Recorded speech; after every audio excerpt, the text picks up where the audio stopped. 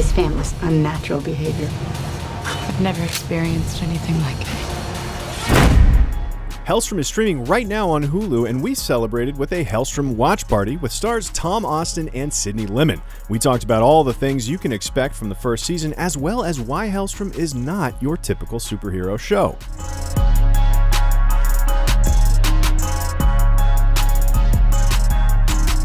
Helstrom is based on a comic book character, but I want to hear from you guys talking about why this isn't your typical comic book show. So, Tom, like tonally, what does this show do differently than other superhero shows?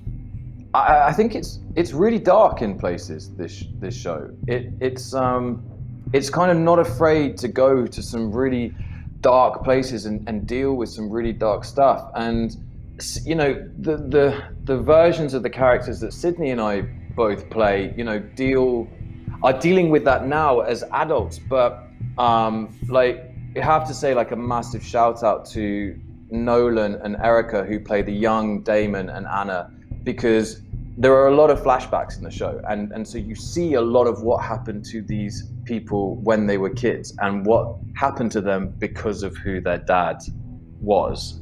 In terms of the themes of good and evil and justice, and I think that it's sort of, that's where you can feel its origins in comics, sort of thing. But yeah, I mean, I think our show is incredibly psychological and psychologically grounded, and those sort of underpinnings in the tone and the story do sort of lend to the horror and the thrill as well, but something that's a little bit maybe deeper and has deeper resonances than your average comic book fare. Be sure to check out our entire Helstrom watch party, and for everything else, subscribe to IGN wherever you like to watch.